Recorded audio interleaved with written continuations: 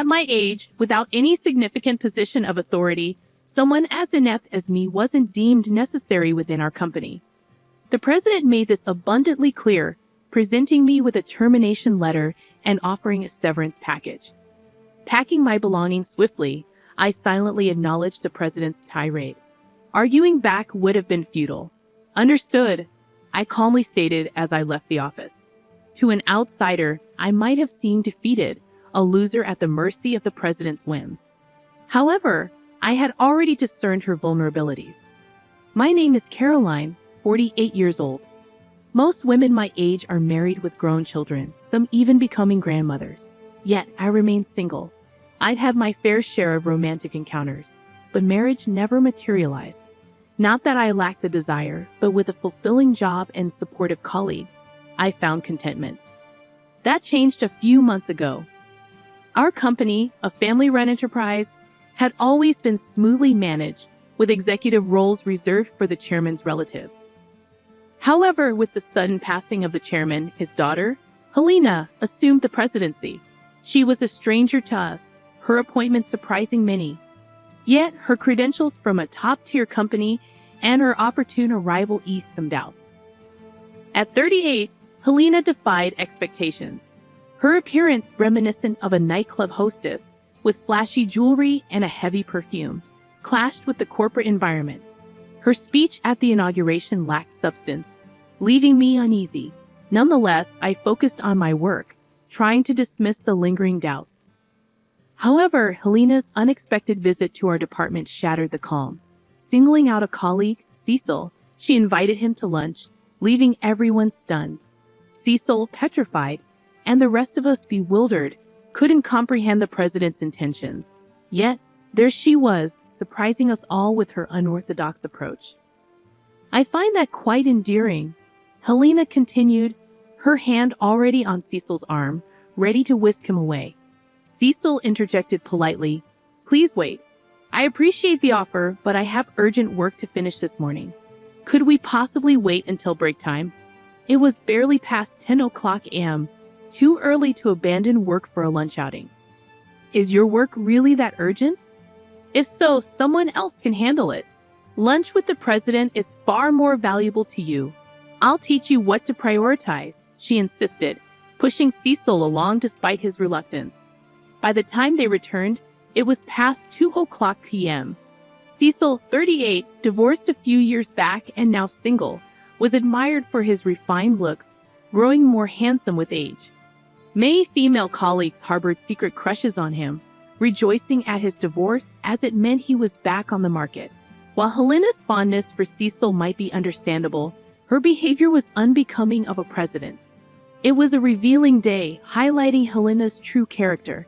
To make up for the morning's disruption, Cecil ended up working late, a consequence of Helena's actions that benefited no one. "Cecil, I reserved a wonderful French restaurant for us today, the one with the chef I mentioned before. We better hurry or we'll be late."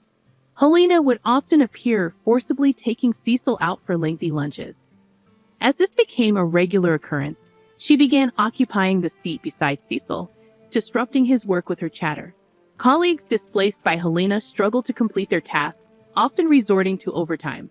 Gradually, a simmering discontent towards Helena grew among the staff.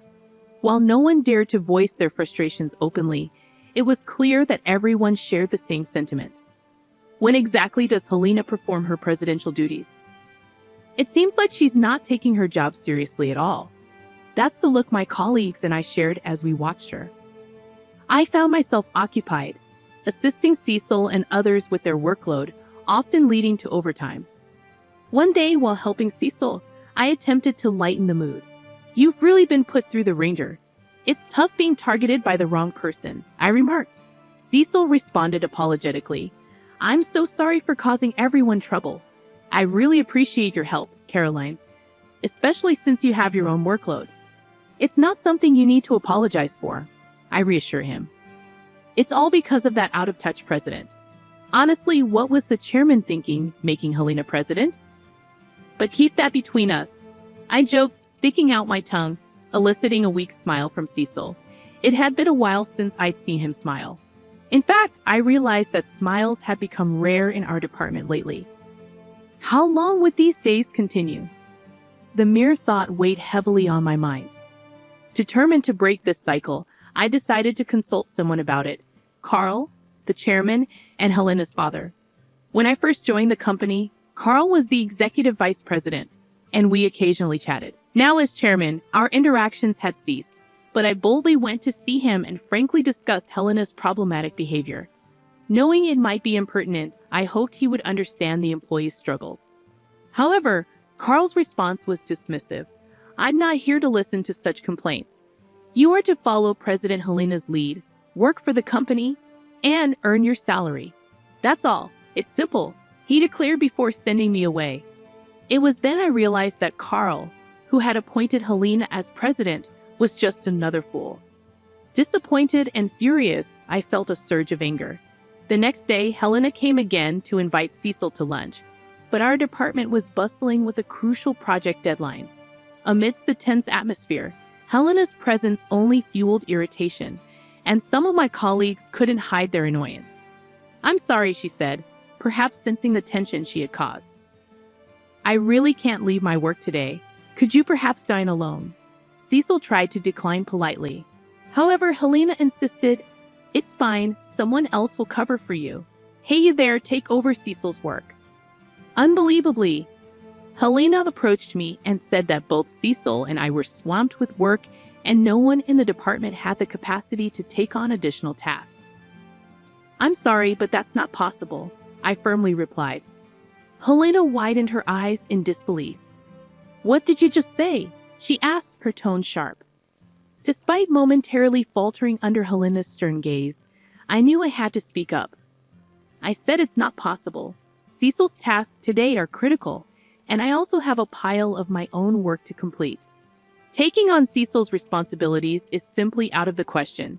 Every time you pull Cecil away, our department's progress stalls, affecting the company's performance significantly. As president, you must be aware of this. We're even getting complaints about poor responsiveness from clients, and we're losing credibility. If this continues, we'll be overtaken by our competitors. I continued letting out my frustrations. There was no turning back now. Do you even know who you're talking to? You know what happens when you speak against the president, right? Helena's voice, so different from the sweet tone she used with Cecil, was filled with intimidation. "I'm speaking out of concern for the company. We're all striving to improve performance. I can't comply with actions that will hinder our success.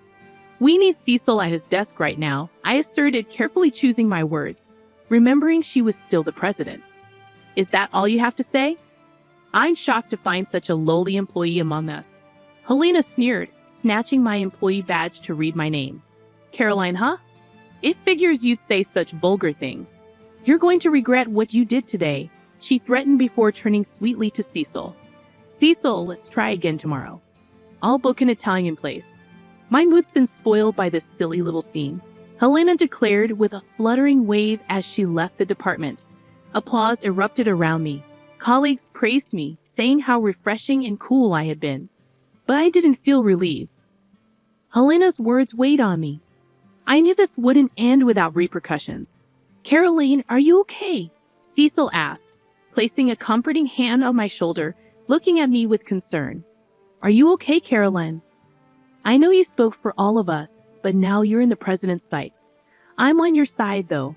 If anything happens, I'll be here to protect you."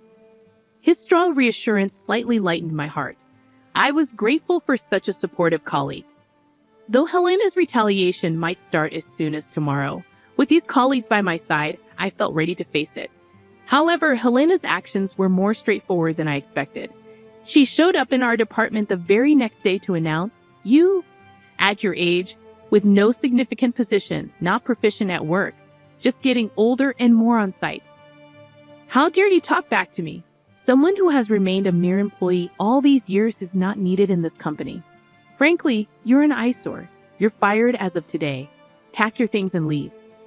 I was astounded by the abrupt and harsh dismissal. Fired? I echoed in disbelief. Helena, with rough breath, pulled out a piece of paper. "Yes, but it's not wrongful termination. Don't bother suing. Here's your termination letter, and we'll even pay severance pay. Now hurry up and leave, she ranted. That's too much, President. Caroline is our moral support, indispensable to this company. Cecil stepped up, fists clenched. Helena scoffed. Cecil, you're mistaken if you think it's good to side with such an incompetent woman. It seems you've been influenced by her because you've worked together for too long. How pitiful. She's a detriment to this company. It's only right she's fired. I stood silently, absorbing Helena's verbal abuse. Arguing with someone like her was futile. If you say my presence is detrimental to the company, then I must accept my dismissal. I replied calmly, quickly packing my belongings and leaving. Though I couldn't suppress my intense anger, I was determined not to let this end here. I had already identified Helena's weakness. The next day, I welcomed a refreshing morning. I had breakfast and cleaned my house. It should be about time, I thought. Glancing at the clock as it struck 10 a.m. right on cue, my phone rang. The company's number flashed on the screen. The caller was easy to guess. It must be Helena. Slowly, I answered. Caroline, oh thank goodness you picked up. Listen, about the firing yesterday, it was just a joke. I never imagined you'd take it seriously and actually not show up today. I'll overlook your tardiness, so please come to the office as usual. Helena spoke in the same controlling tone she used with Cecil. You're so honest, Caroline, to take such a joke seriously. Helena's voice quivered slightly. It wasn't a joke. I have the signed termination letter. Does the company sign such things as a joke? If so, that's a terribly irresponsible company. A president who flirts with male employees and publicly humiliates an employee is disgraceful. I want nothing more to do with such a company, I asserted. Helena was speechless at my words, so I pressed further. I know everything that happened this morning in the office and that you'd come crying to me for help. I had heard all about it from Cecil. Today was an especially important day for presenting our company's best product to a crucial client. Success would significantly boost our company, while failure would allow competitors to leapfrog us to industry leadership. It was such an important presentation, even Helena must have recognized this importance, as she attended the morning meeting to motivate everyone. She asked who was in charge of the presentation, but no one came forward, and the room fell silent. Of course, I was the presenter, I explained. When Helena realized this, she panicked but then asked if anyone else could handle the responsibility. But what Helena found in front of her were resignation letters from all employees. Seeing my dismissal, everyone had had enough of the company, I continued, recalling the events from earlier. Hearing this from Cecil, I informed Helena, please, if you're there, Caroline, the presentation can still go ahead. We don't have much time before the meeting with the client. I'll double your salary and you'll be treated as a director. Please come back, please, Helena pleaded hysterically, almost incomprehensible. Unfortunately, I have no intention of returning. Please handle it yourself. As president, you haven't worked properly and have been chasing employees around, decreasing performance. I don't think you have the capacity to manage it, I stated firmly before hanging up, dismissing further calls without hesitation. It would be interesting to see how she managed alone. That evening, Helena and Carl came to my house. As I cautiously opened the door, they pleaded tearfully, I'm so sorry. Please forgive us. Apparently, the presentation had been a disaster from the moment Helena arrived alone. The client must have been skeptical. Just minutes into the presentation, they stormed out, disgusted with Helena's incompetence.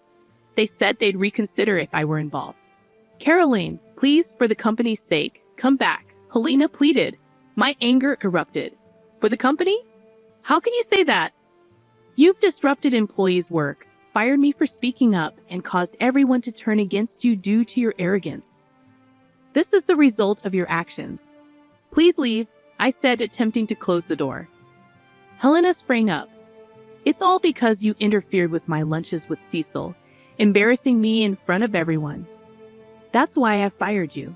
You got in the way of my lunches with Cecil. That's all there was, she accused. I felt sick hearing it directly from her, but I knew it was a childish notion.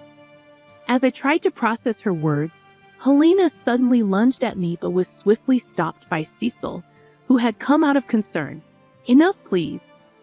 I came because I was worried about Caroline, and I can't believe it's come to this, Cecil said, surprising both Helena and me. Helena, let me make it clear. Dining or talking with you has been nothing but a pain because I have someone I like.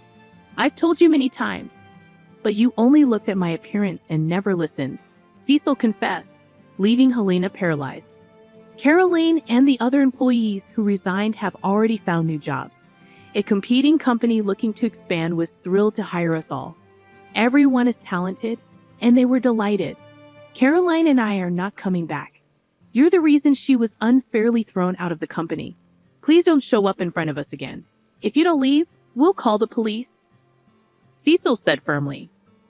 Helena tried to say something but was pulled away by Carl, who was also pale. He was the fool who appointed Helena president and dismissed my desperate pleas. There's no room for sympathy without supporting employees and seizing a great opportunity. The company's reputation plummeted, leading to bankruptcy. I am sorry to the wonderful predecessor, but once the predecessor was gone, it was only a matter of time before it came to this.